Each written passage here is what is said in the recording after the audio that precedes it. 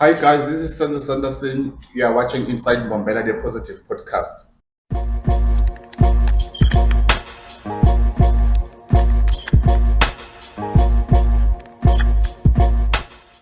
Say, black boy. Say, man, what you mean, black? Baby, I'm colored. I don't play that shit.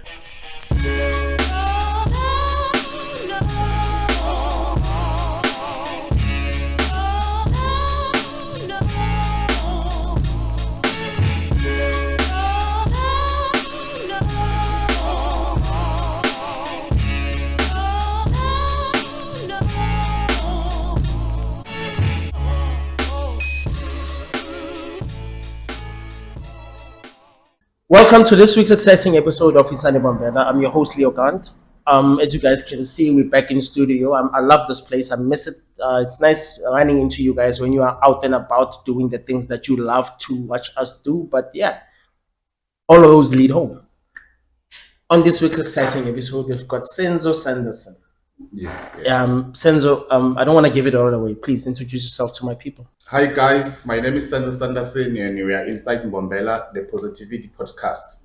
Senzo, you have the most un-African / black name I have ever come across. Senzo, you want to talk us through that? What happened? Oh no, how it came about being Senzo Sanderson? My mom, she's Swati, and my father, she's colored. Portuguese, actually. Portuguese. I've never met a Portuguese Sanderson, but hey, we live to learn, right? Yeah, I don't know. That's what they told me now. Yeah, well, I'm not going to be the one to say that your mom lied, man. So no, I don't know her like that. So no, sham. It's as a corner of foot. I was raised well, so it's okay. Amen. Salute to her. Amen. Amen. Senzo, where did you grow up? I grew up in a township called Matsulu. How did you land up where you are? Like did Matsulu play a role in making up who Senzo is today, or it was just a place that you called home? No, it was just a place, but overall, it made who I am right now. Because, when you grow up, you learn things from other people, then you pick something there and there, then fuse them together, then it makes you. No, I get you. So how were you raised? Like, do you have siblings? Yeah, I've got siblings. I've got 3 on my mother's side and 2 on my father's side. Male, female? 2 males on my father's side and 1 male on my mother's side and 2 females, my sisters. Sure, man. And then since we are African, we don't do that whole half sister nonsense, right? No, I don't call them half sisters. They're just your sisters. My siblings. That's it. Game over. Game over. Just so, Mr. Sanderson with Portuguese Ancestry. Yes, of course. Okay. We could say that Nje, your mom has got taste, but that's another story. No, maybe my father's got taste. Oh, okay. Portuguese, they were always being touted as explorers. Maybe they wanted to explore some other avenues and stuff. We don't know. We don't know. Yeah. It's fun. So, Senzo, your profession. What is your profession? I'm a professional nurse. Okay. Professional male nurse. Yeah. Okay. I'm sorry for putting you on. No, it's quite correct. Correct. No offense to Kenneth. Thank you. No offense meant either. Yeah. Okay, cool. Traditionally speaking, the nursehood has always been dominated by females. Yeah. How did you land there? Was it a conscious decision, or what happened? Talk us through that. No, when I grew up, actually, I always wanted to be on the medical field or space. But due to some other reason beyond myself, I ended up being a nurse. Are you having fun? You enjoy your 9 to 5? I enjoy it very much. Most people cannot say that statement with a straight face. That I enjoy what I do for a living. I do. Nice. Otherwise, if I didn't enjoy it, I would have left it long time ago. No, congratulations. I like that. What qualifications does one need to be a male nurse? No, sorry, a nurse. I'm sorry, Sean. Yeah, that's okay. Mine. There are various qualifications to make one being a nurse. Then there are different categories. Mine is I've got a diploma in nursing that I obtained in Mpumalanga Nursing College like it was a comprehensive course, which makes you being a nurse that can be able to work with the community. Oh, another thing, you also be able to deliver babies. That So will, like a midwifery. yeah, Okay. midwife. Okay. Then the psych, of which I often enjoyed most in my What profession. the psych? Yeah, the psych part. Okay, so you like delving deep into the gray unknown between our ears, Yeah, né? because I think those are the people who are almost overlooked in terms of our profession and the community at large. We don't take them serious. Their illness is not taken serious. That is so true, because in black culture, Yeah, they would say that no bamloid Bamloid and stuff like that. and then yaphela khona lapho vele, and then Because people they are suffering from underlying causes that we don't know. in your line of work, do you okay, based on that particular statement, I think it lines up with another episode that you guys will see over the next few weeks, where we actually delve deeper into male suicide. Yeah. Do you think that could help if you better understand what people are generally going through? So much, so much. Like when you see in my line of work, we often see more females than males, of which is not a good thing according to me. Males are they are not coming to part in terms of like mending or maintaining their health or healthy lifestyles. Yes. So we end up losing more males as compared to females. Males like maybe even you, they hate queuing, or maybe sometimes when they come to the health facility, it's a sign. Since we're Africans, it's a sign of weakness. Leo is weak, now he's sick, yes, stuff like that. So they end up being pushing themselves outwards the system. The one thing that I've never quite understood, a healthcare facility, that's where people go to seek help. Yes. So why would you judge somebody just because you found them in a queue or that? Nobody's healthy. Trust me. Yes. Nobody. Physically and mentally. Nobody's healthy. We're all fighting our own battles behind closed gates and everything. So it's very weird. I wonder if you had to say one thing right now that would help people stop that as a culture, what would you advise them? I will say people must stop having these negative perspectives about our healthcare systems, because the way it is set up, it's set up to come or to accommodate everyone. Just that people they lack proper understanding or conscious, or over time they have lost trust. I don't know for whatsoever reason, but due to other facts that maybe we can mention. No, we're going there, Oscar. Yeah. We are definitely going there. You just touched on a conversation we had personally the other day. It's like I think you're possibly the only nurse who's polite I've ever met, and I've been alive for a long time. Why are your colleagues so rude? There, I wouldn't speak for them. No. I'm not trying to put you on the spot, né? But this it's a general. This perspective that nursing personnel they are rude. They are rude. I mean, I believe sometimes it's simply because people come there with their own frustrations and expectations that are usually out of the line. Like someone will come and say, "This one is too sick. Why can't you start with this one?" But we as professionals, we could see it. No, when I don't need this kind of attention right now. Yeah, well, you're gonna be just fine in 30 minutes. Yes, because we know you're gonna be fine. But you, because you don't know, you are not in that profession. You just want the first-hand help of your loved one or relatives and stuff. So you end up having a negative attitude towards the nursing personnel. Okay. Senzo. Yeah. What fulfills you about your job, my guy? When you wake up in the morning, when you're thinking, I mean, you love your job. That's what I've picked up so far. Congratulations.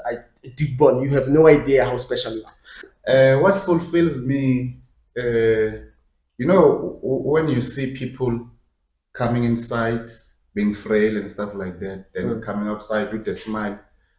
To me, it's I will say it's a job well done. I don't need anything like to see someone maybe later on after 3 months, say, hey, Senzo, hey, you remember you helped me. But people, if they recognize me, even in their outside space, Yeah. say some of them, I'm like, oh, okay, yeah, but I don't remember anymore. But they remember. That's what fulfills me. That absolutely. Yeah. If I cannot remember you, but you remember my work that I did, then to me it's Positively so. yeah. Positively so. Then the job well done. Yes. That's all that's needed from your end. So congratulations. You're like seriously so. Are we still on camera? No. We're back on camera. Yeah. You know, when like I said, people have got perceptions. The community and the people who work there.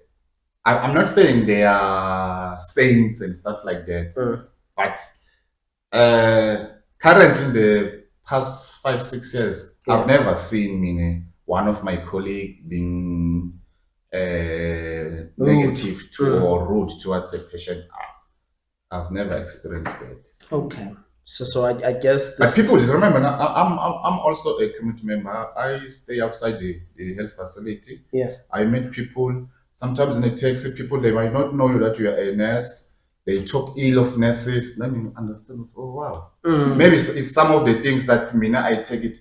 I don't want to be that nurse. If there is, so I will tell myself, listening to them in a taxi or whatever in a shopping mall, and say, no, I don't want to be that nurse. Mr. Sanderson. Yes. I don't think who else calls you Mr. Sanderson. Does anybody call you Mr. Sanderson? Even at work, no? Okay, cool. Mr. Sanderson. Okay, cool. Makes you Mr. S. Mr. S. Okay, I'm not gonna call you that. Mr. Sanderson. Through when you did our research, we found out that you've got quite a warm and welcoming, demeanor with the people around Tegwane South, where your workplace is. How did that come about? No, at first it was a bit of a challenge for me. Like in our profession, some people they prefer not to work where they reside because they hold some confidential information about that particular community. So I took a risk for me working there and staying there. Then I found out it was quite easy for me because once people they understand that you are professional somebody, they tend to like you or love you. Because some they were expecting, wow, things are done some even ran away in such a way that they don't no longer use the facility. Because the Senzo there. And the Senzo, sometimes we chill with him outside. Yeah. But I maintain the professionalism, so they became it easy with me. So that do no evil. It's a doctrine. I think all doctors, let me say medical professionals, sign into it. It's like, no, rule number 1: do no evil. In terms of you need to heal and not hurt. Yes. You guys take that stuff serious. That's a rule of thumb. Yes. That's a rule of thumb. Okay, so would I also be correct in assuming that whole doctor patient confidentiality, that's also cast in stone? Like yes, it should be like that. Yeah. Because the main purpose, first thing when you enter that facility, you're not there to hurt somebody. Yes. Yeah. Yes. First thing that you must do, and the last thing when you come out, I've made someone happy, or I feel someone sorry, and so people come with sores. She's been having that sore for 3 months. Then after 3 months, she sees it that, oh wow, it's becoming all right, it's becoming right. Then that particular person, she's happy, then she goes out happy. One thing that people tend to forget is that human interaction is very important. Yes. If your car is not okay, you call me to come pull you. Yes, one thing. Or two to jumpstart you. Yes. That's another car and everything. So sometimes I believe that 80% of what fixes a human being is another human being just by talking. Human touch. Human touch, my guy. Like Human on some touch. a hug can sort out a lot Can of solve everything, almost anything. Sorry for taking us back to a dark and very, very confusing time. I don't think as South Africans we've ever been as confused as we were during COVID. But with your permission, I'd like to go back there for a minute. Yeah, you're welcome. Okay, cool. Um, you were on the front line. Yeah. While everybody else you were supposed to be at home, you guys were out there, and we were all you were facing head on this thing that nobody knew anything about. Every day we are learning. You had to. Yo, my guy. How did you guys cope? Like how the It was there was a lot of stress during that particular time. We lost so many of our colleagues due to the fact of COVID was there. We have to tackle it head on. But we, as because we have signed that we are health professionals, yes. we should be friendly. Who else was was it going to be the one to fight that particular monster? We don't even know how does it look like, how big it is. We only see people dying left, right, and center, left, right, and center. And I'm not even you yourself waking up in the morning. Ish, I might catch it and bring it to my family. Ish. My family altogether might perish. You see, but either way, you have to wake up and soldier on and go there.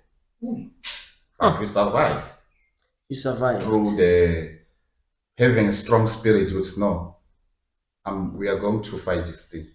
Then boom, I believe we have fought it, gave it a very good fight. No, you won. You won. Congratulations. Like definitely.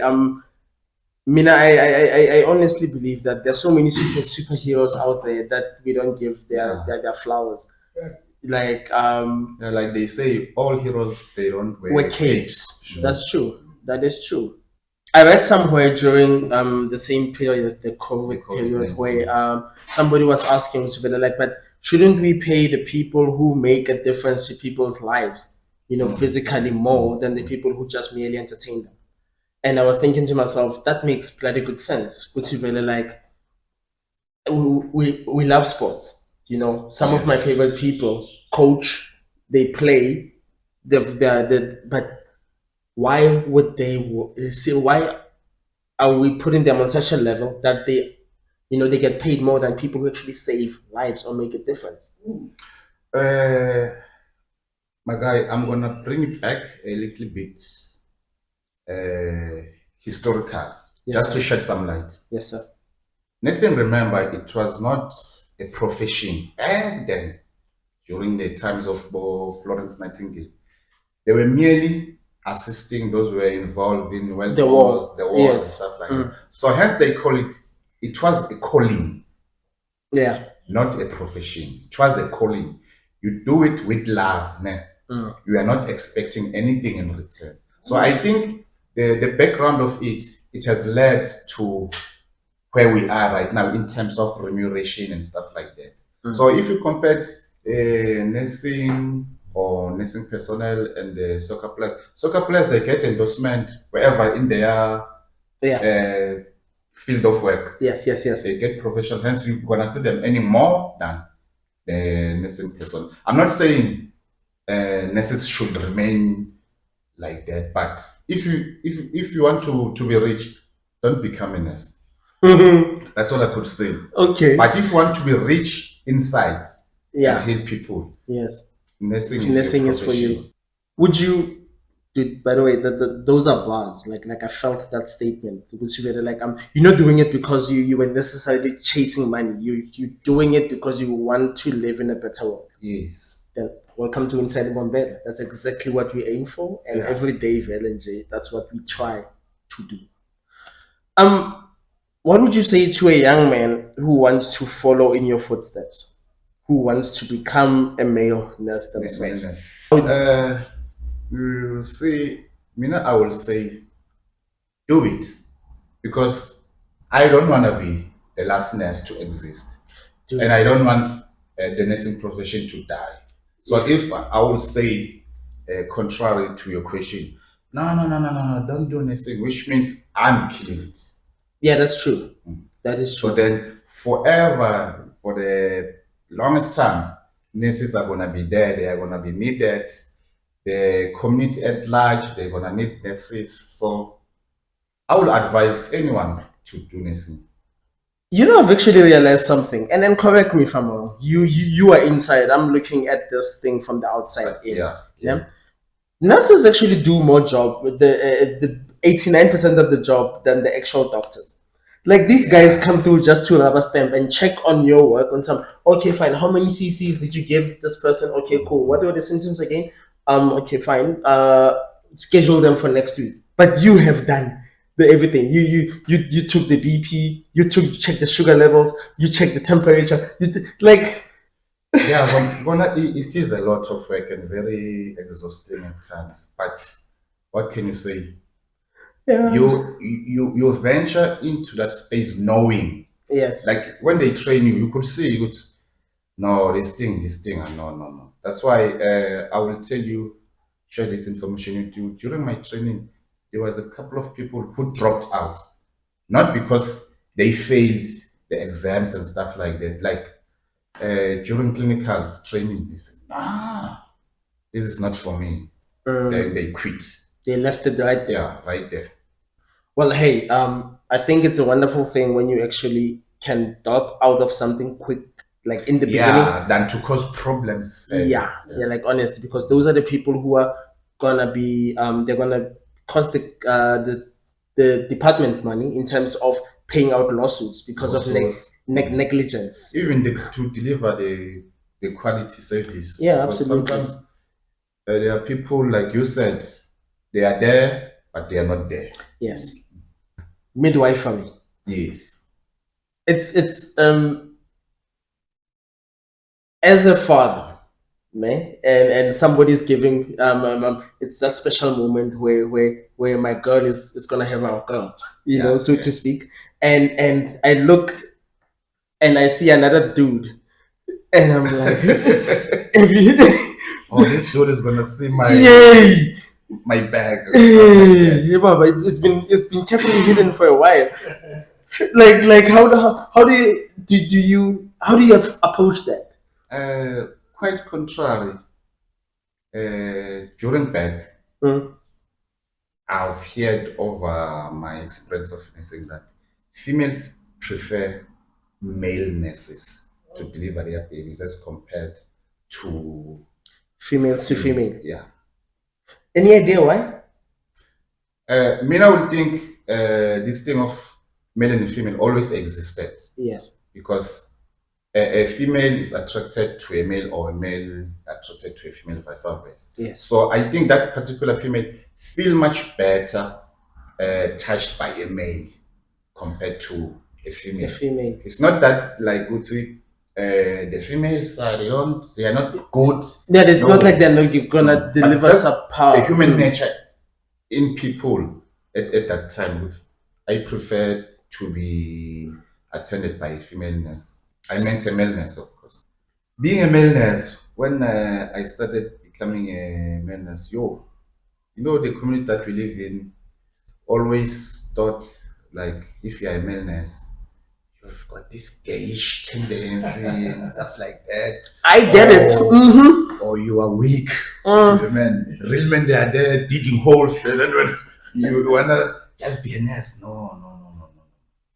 Can't be. You're not straight. Yeah. Some came out and said, no, we're not straight.